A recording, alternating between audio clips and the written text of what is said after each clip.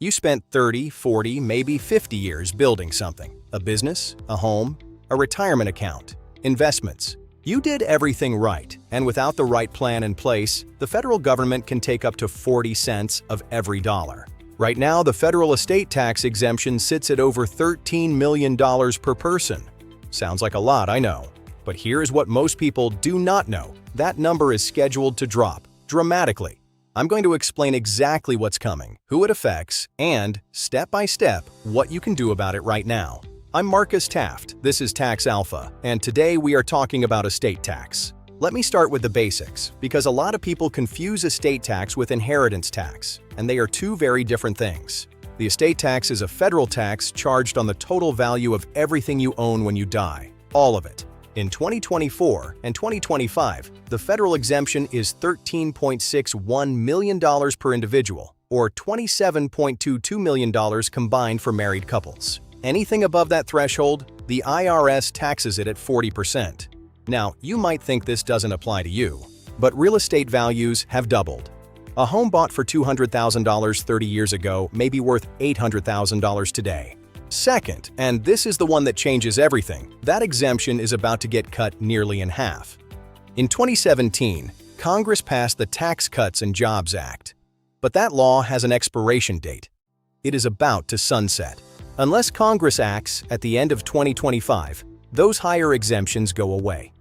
The exemption drops back to roughly $7 million. Let me show you what that means in real dollars. Take a $10 million estate. In 2025, you owe zero tax. After the sunset in 2026, you could potentially owe over $1.2 million to the IRS for the same family assets. This is not meant to scare you. It is meant to wake you up. The families who plan now will keep that money. There are 5 primary strategies used to legally reduce estate tax exposure. I'll walk you through each one right now. Tool 1 is the annual gifting strategy. This lets you reduce your taxable estate every single year, completely tax-free. Tool 2 is the Irrevocable Life Insurance Trust, or ILIT. This keeps your life insurance proceeds out of your estate. Tool 3, the Charitable Remainder Trust. You give to charity, reduce your taxes, and keep your income. Tool 4, Family Limited Partnership. This allows you to transfer business or real estate assets at a significant discount. And Tool 5, Portability Election. This allows surviving spouses to use a deceased spouse's unused tax exemption. Now let's go deep on tool number 1. It costs nothing to start, and you can take the first step this week. The IRS allows you to give up to $18,000 per person per year, completely tax-free. No gift tax, no paperwork. Let's look at the math. A married couple with 3 children and 6 grandchildren can give to 9 recipients. That's $18,000 times 9 recipients times 2 spouses. That is $324,000 removed from your estate every single year. In 10 years, that is over $3 million moved out of your estate and safely into your family's hands. Step 1. List your beneficiaries. Write down every person: children, nieces, nephews. Each can receive $18,000 from you. Step 2. Calculate your capacity. Multiply $18,000 by your list size. Remember, any amount up to that limit is excluded. Step 3. Choose your method. You can gift cash, bank transfers, or even appreciated stock to shift capital gains. Pro tip: paying tuition or medical bills directly to the institution doesn't count against your $18,000 limit. Step 4. Set a schedule.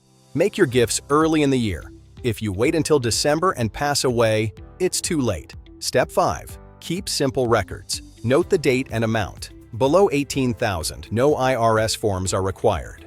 That's it.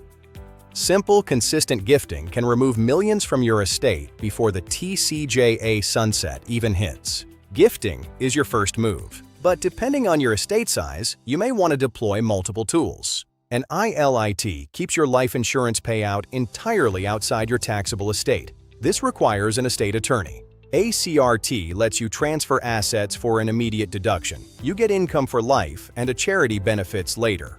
An FLP allows you to transfer business interests at a valuation discount, legally reducing the taxable value of your assets. Crucial: surviving spouses must file Form 706 within 9 months to claim a deceased spouse's unused exemption. Miss that deadline, and you lose that exemption permanently.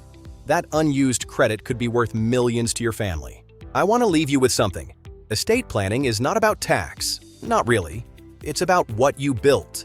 Every dollar the IRS takes is a dollar that doesn't go to your grandchildren or the causes you care about.